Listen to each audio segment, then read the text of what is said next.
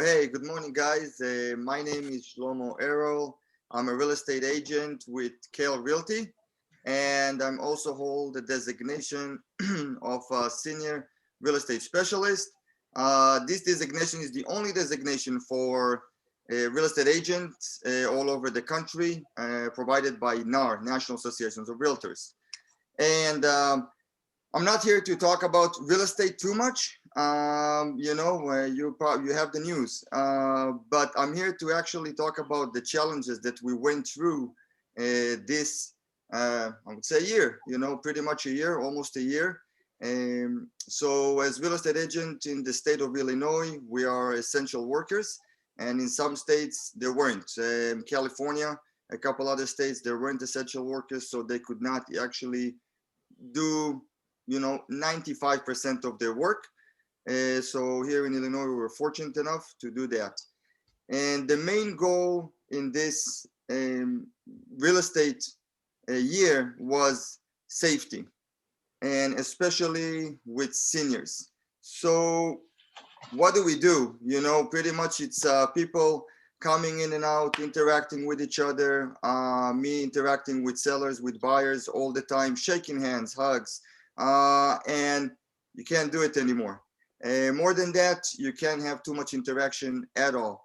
And the main goal was protecting the owners, the resident of the house, and also protecting the people that are coming in and out. So I'm just gonna go, and it's most of it, if not 100% of what I'm gonna say, it's still going. It's still how we do it before we actually sell a home. So I'm gonna talk mainly about selling a home because it has a lot more interaction than actually going with your buyer and viewing a home.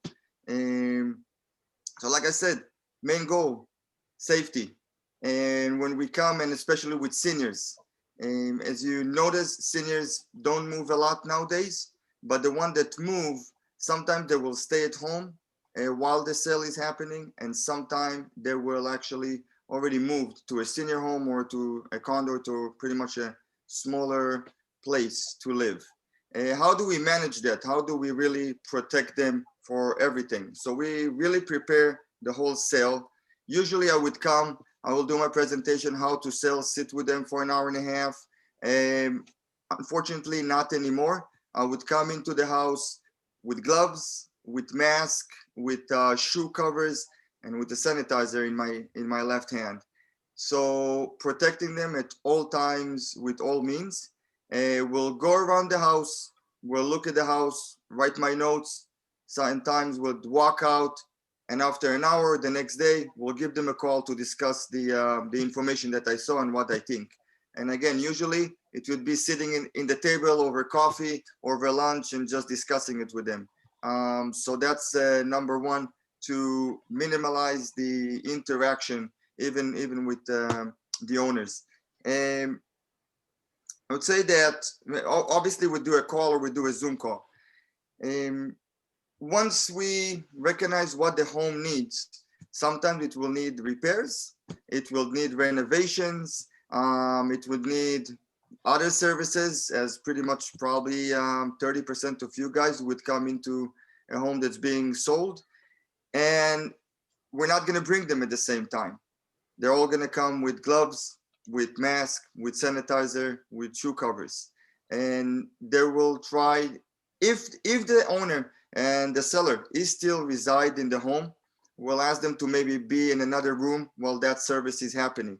For example, Marnie, downsizer, so the owner will stay in one room, you'll do your job in the other room.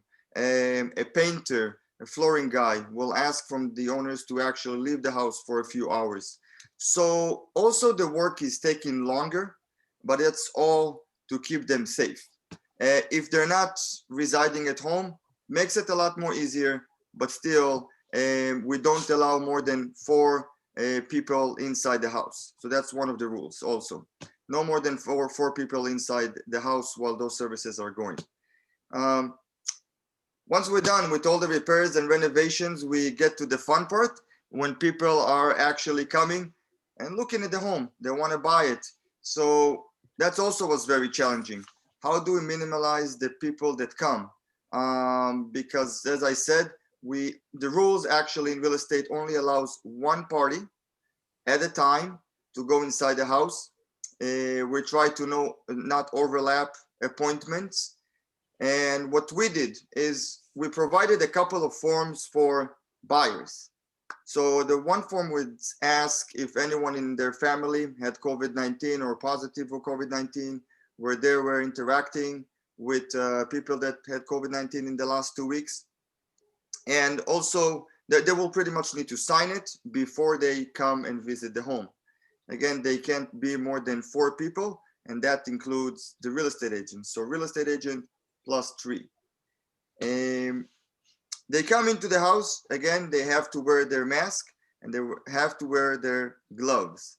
Now, when I sell a home, I also provide the shoe covers and sanitizer at the home in certain places. So just for them to have it and obviously, again, keep it safe.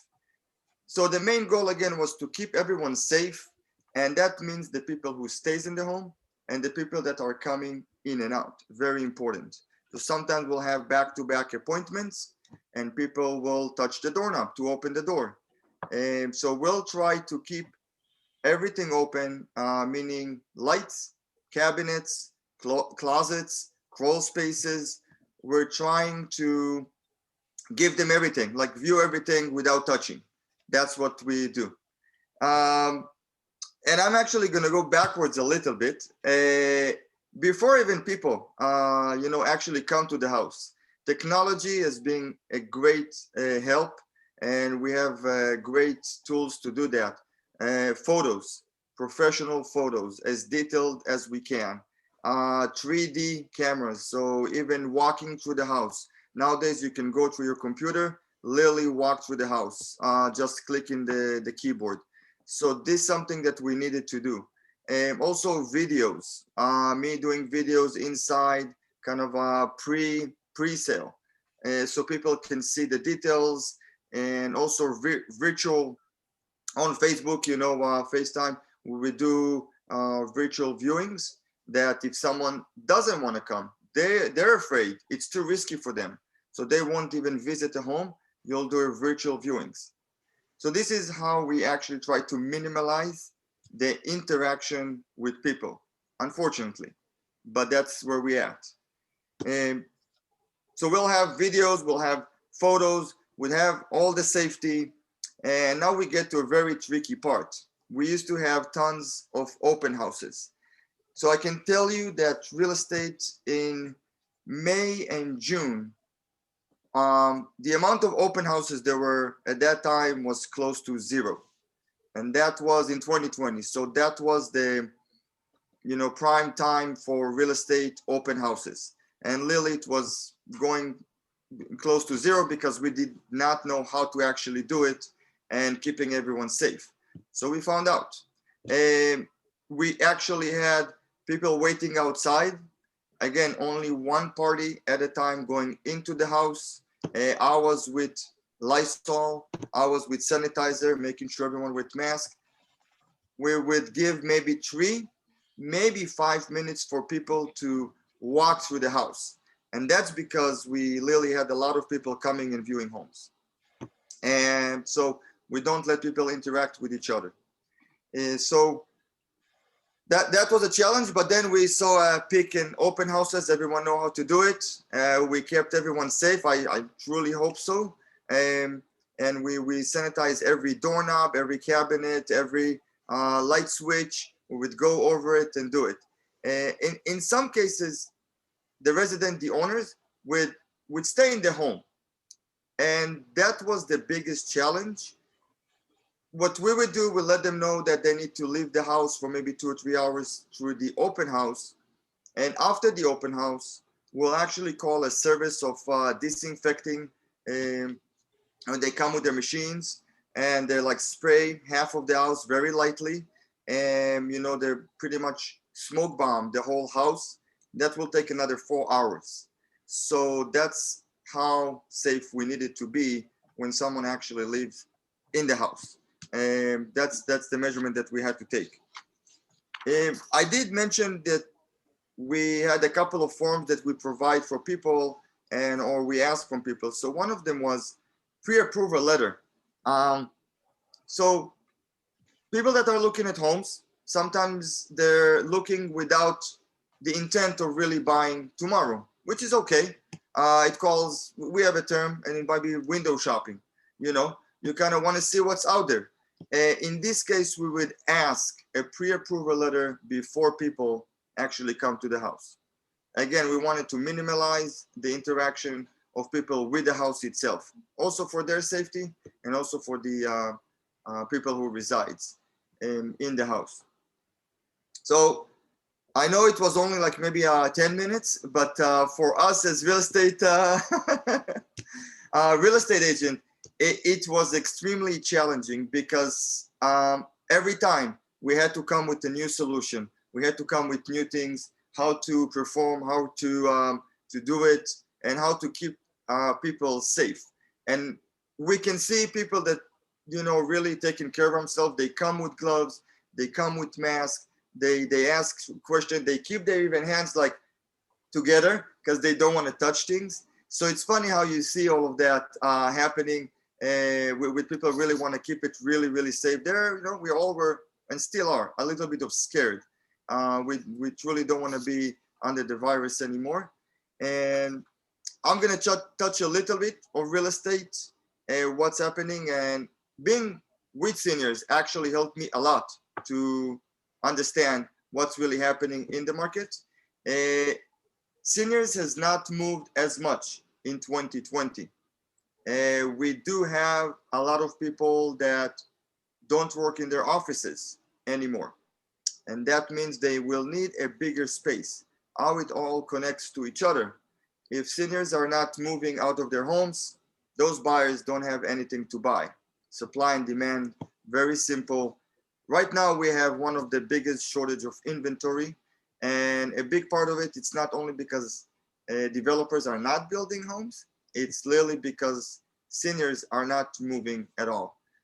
So that's just a little bit about the real estate, and you probably hear the news. The real estate market is very hot and more. But don't forget, as real estate agents and working with seniors, main goal is safety, sanitizing, masks, gloves, and it's all about the other side. It's not sometimes about us. It's all about the other side and respecting other people and keeping them 110% safe. So yeah, this is the challenges that we went through, and we're lucky enough that we can work. Some states could not work, like California that I know, and we learned from them how to do it online, virtual touring, and all of that. So hopefully everyone will keep it safe.